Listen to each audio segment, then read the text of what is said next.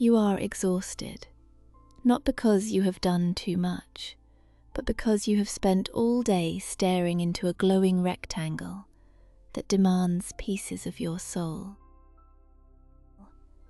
Your eyes burn, your mind is racing, and yet you feel utterly, terrifyingly empty. Before we walk down this quiet path together and learn to quiet the noise, take a moment to subscribe to the Psyche unfolding. Let this space be your sanctuary for a calmer mind. Let us talk about this exhaustion you are feeling, because it is a very specific kind of tiredness. It is not the satisfying ache in your muscles after walking for 10 kilometers through a dense green forest. It is a quiet, creeping drain on your spirit that leaves you feeling hollowed out by the end of the day. You wake up in the morning, and before your feet even touch the cold floor, you reach for the glass screen on your bedside table.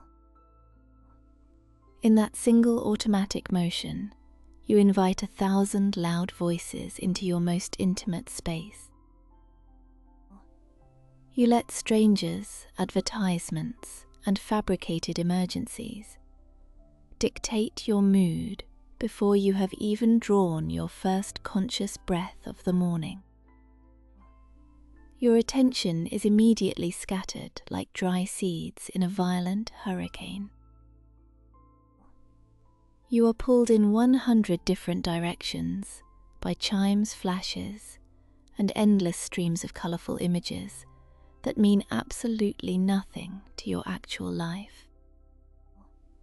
I have watched this happen to so many of us, and I have felt the cold grip of it myself. You sit down to rest in your living room, but you are not truly resting. Your thumbs are moving, scrolling endlessly, searching for a quick surge of pleasure, a tiny, fleeting spark in the dark. But the spark fades instantly, leaving you colder and more desolate than before. It feels like you are pouring your precious life force onto a patch of dry sand, watching it vanish without leaving a single trace. You are physically present in a room, perhaps sitting on a soft chair near a window, but your mind is thousands of kilometers away, lost in a labyrinth of artificial connections and curated illusions. You look at the people around you, and sometimes they seem like ghosts, their faces illuminated by the pale blue light of their own glowing devices. We have become utterly terrified of the silence. We are terrified of what we might hear from our own souls if we simply stop moving and stop consuming. So we feed our attention to the loud, demanding machine. We give away our most precious resource, the only thing we truly own in this brief life, which is our time. It is a slow, painless bleeding of the self. Imagine a beautifully crafted, wound-up clockwork bird. You turn the metal key tighter and tighter. The delicate gears grind together, the internal springs stretch to their absolute limit. The bird flutters frantically, vibrating with chaotic, ungrounded energy, unable to stop or rest until finally the strained metal snaps. That broken clockwork is a perfect image of your modern nervous system. That is what happens when you never allow yourself to power down and simply exist. The constant hum of connectivity keeps you in a state of perpetual low-grade panic. You walk around, feeling like you are always forgetting something important, always falling behind some invisible schedule, always missing out on some grand event happening elsewhere. But the only thing you are truly missing out on is your own reality. The actual, tangible existence you were given is slipping through your fingers while you stare at a flat reflection of a reflection. I want you to understand, deeply and without a trace of guilt, that it is not your fault you cannot focus. The interfaces you interact with daily are deliberately designed by brilliant minds to be perfectly addictive. They operate like slot machines in a dark, windowless casino, offering unpredictable rewards to keep you pulling the lever again and again. They prey on your deepest human vulnerabilities, your desperate need for connection, your primal fear of isolation. But recognizing the walls of this invisible trap is the very first step to walking out of it. You do not have to live in this perpetual state of fractured consciousness. There is another, quieter way to exist. I have come to realize something profound during my own late-night observations. Attention is not merely the clinical act of focusing your brain on a specific task. Attention is the actual currency of love and life. What you pay attention to is what you give life to. Where you direct your focus is exactly where you direct your future. Think of your beautiful mind as a grand wooden house. When you leave a house empty and neglected, the dust gathers thickly on the floorboards. The wooden beams begin to rot from the dampness. The garden outside becomes violently overgrown with aggressive weeds. The windows become clouded with thick grime until no sunlight can pierce through.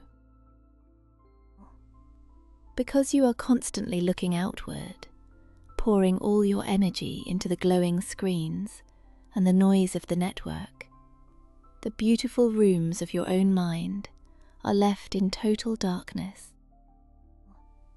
You have, without meaning to, abandoned yourself.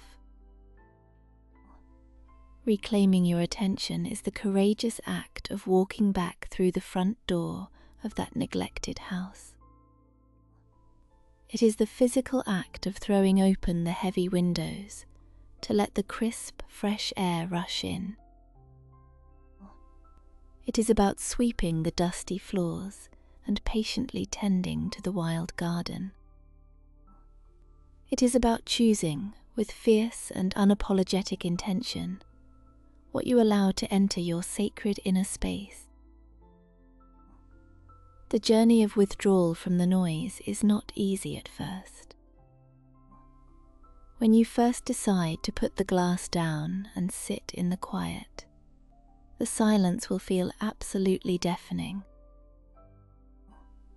Your brain will scream for the fast, cheap stimulation it has grown so deeply accustomed to. You will feel a phantom vibration against your leg. You will feel an almost uncontrollable, physical itch to check for messages that are not even there. The first few days of this reclamation are like being stranded on a small wooden boat in the middle of a violently stormy sea. The dark waves of anxiety will crash over you. You will feel restless, deeply irritable, and profoundly, painfully bored. But you must be brave enough to sit alone with the boredom. Boredom is not the enemy you have been taught it is. Boredom is the vital bridge. It is the necessary, uncomfortable transition period between external overstimulation and deep internal peace.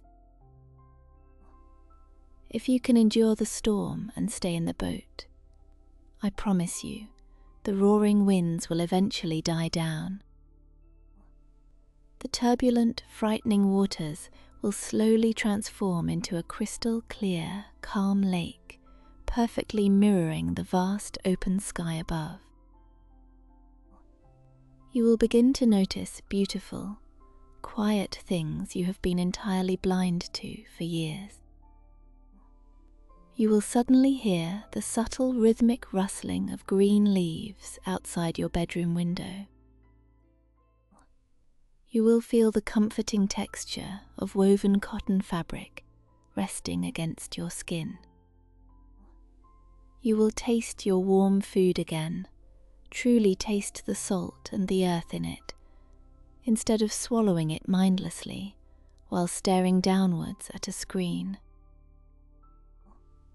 You will gradually reclaim the quiet, majestic beauty of a single, focused task.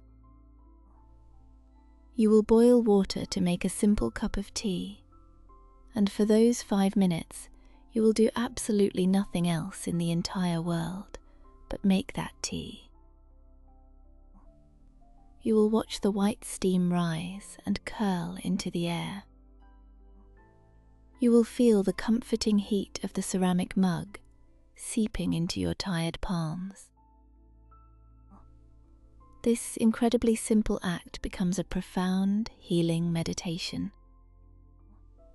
You are no longer running away from the shadows in your mind. You are firmly anchoring yourself in the solid reality of the present moment. Time, which used to feel like dry sand slipping rapidly through a broken hourglass, suddenly expands and slows down. You realize with a gentle shock that you have all the time in the world when you finally stop giving it away to digital illusions. Your brain begins to slowly heal itself, weaving its fractured pathways back together. You will pick up a heavy paper book and find that you can read it, page by peaceful page, without your mind violently wandering away after reading only 3 sentences.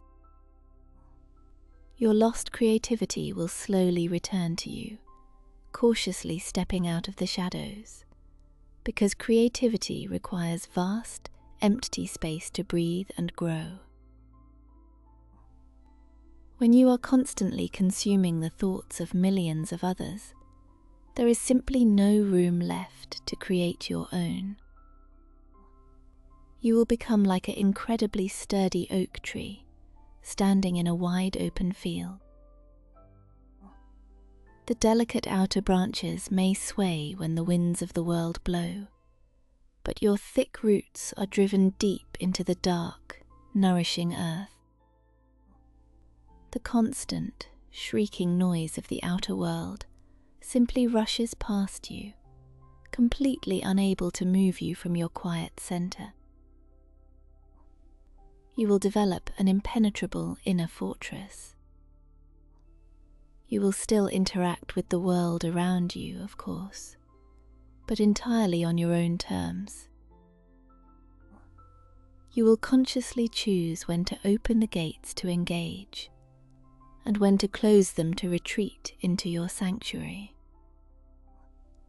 The exhausting power dynamics have permanently shifted. You are no longer the obedient servant of the glowing machine. You have become the gentle, sovereign master of your own focus. This beautiful shift requires daily practice and immense self-compassion. It requires you to create firm physical and unseen boundaries. It means leaving the cold screen in an entirely different room when you go to sleep, allowing your bedroom to be a place of true rest. It means taking a long walk outside in the evening without carrying any device in your pocket, walking for 3 kilometers.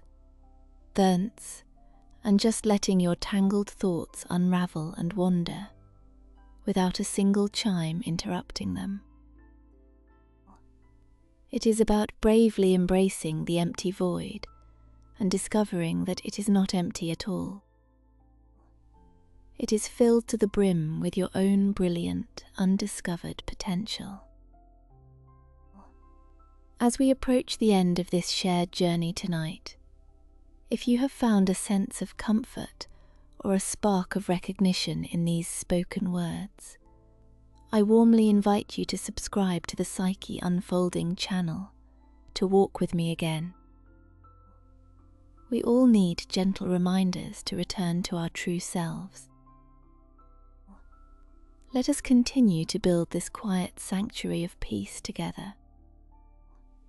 Now I want you to close your tired eyes and imagine the immense, crushing weight you have been carrying for so long. Picture it as a heavy leather backpack tightly strapped to your chest and shoulders. That backpack is filled with the heavy rocks of thousands of strangers' opinions, the tragic news of distant places you have never even been to, the endless, suffocating demands for your immediate attention and response. Feel those coarse straps digging painfully into your aching shoulders. Feel how hard it makes it to simply expand your lungs. Now take a slow, deep breath in through your nose. Slowly, gently, with trembling fingers, unbuckle the tight straps across your chest. Let the impossibly heavy backpack slide off your tired shoulders and hit the wooden floor. Listen to the dull, satisfying thud it makes as it drops away from your body forever. You do not need to carry that weight anymore. You are officially allowed to be unreachable. You are allowed to be entirely beautifully present, right where you are sitting in this exact second. Roll your shoulders back and feel the warm, golden lightness expanding in your chest. Notice how much easier the air is to breathe now. Your mind is finally yours again. Your precious attention belongs entirely to you. You are completely safe in this quiet, solitary moment. You have finally come home.